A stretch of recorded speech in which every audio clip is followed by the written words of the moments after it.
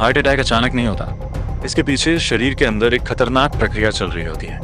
जब दिल की नस ब्लॉक हो जाती है तब हार्ट मसल तक ऑक्सीजन पहुंचना बंद हो जाता है और कुछ ही मिनटों में दिल को नुकसान होना शुरू हो सकता है। लेकिन हार्ट अटैक के दौरान अंदर वास्तव में क्या होता है, छाती में दर्द क्यों होता है और डॉक्टर मरीज की जान कैसे बचाते हैं, आज हम स्टेप बाय स्टेप समझेंगे कि हार्ट अटैक के दौरान शरीर के अंदर क्या होता है।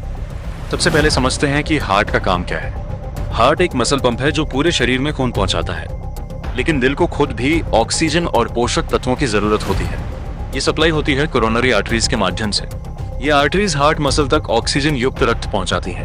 अगर इन आर्टरीज में ब्लॉकेज आ जाए तो हार्ट मसल तक खून पहुंचना कम हो जाता है और यही ब्लॉकेज आगे चलकर हार्ट अटैक का कारण बनता है। अब सवाल है कि ब्लॉकेज कैसे होता है।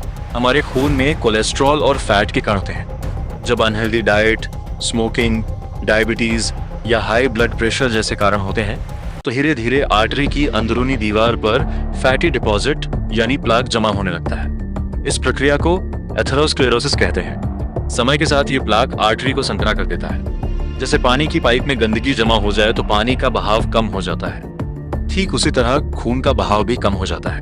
और अगर ये प्लाक अचानक फट जाए तो उस जगह खून का थक्का बन सकता है। हार्ट अटैक तब होता है जब खून का थक्का आर्टरी को पूरी तरह ब्लॉक कर देता है।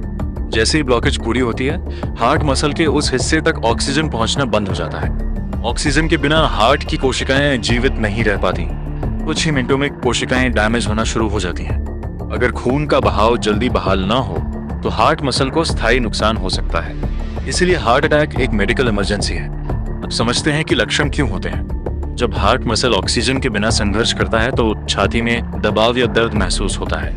ये दर्द अक्सर छाती के बीच में होता है, बाएं हाथ तक जा सकता है, जबड़े, पीठ या कंधे तक फैल सकता है।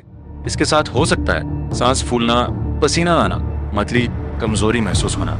ये सब इसलिए होता है क्योंकि शरीर इमरजेंसी सिग्नल भेज रहा होता है। कभी कभी लक्षण हल्के भी हो सकते हैं, खासकर डायबिटीज मरीजों में। इसीलिए हार्ट अटैक के संकेतों को नजरअंदाज करना बहुत खतरनाक हो सकता है। जब हार्ट का एक हिस्सा ऑक्सीजन नहीं पाता तो उसकी पंपिंग क्षमता कम होने लगती है। अगर नुकसान ज्यादा हो जाए तो दिल प्रभावी रूप से खून पंप नहीं कर पाता। इससे ब्लड प्रेशर गिर सकता है।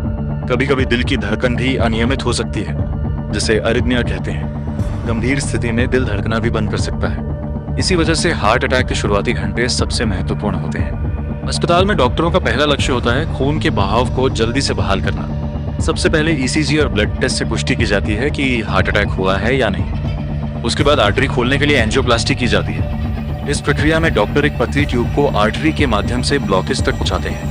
फिर एक छोटा बैलून फुलाकर ब्लॉकेज खोला जाता है और स्टेंट लगाया जाता है। जैसे ही खून का बहाव बहाल होता है, हार्ट मसल को बचाया जा सकता है। इसीलिए जितनी जल्दी इलाज मिले, रिकवरी उतनी बेहतर होती है। हार्ट अटैक के बाद रिकवरी संभव है, लेकिन दिल की मांसपेशियों को बचाने के लिए समय बहुत महत्वपूर्ण होता है।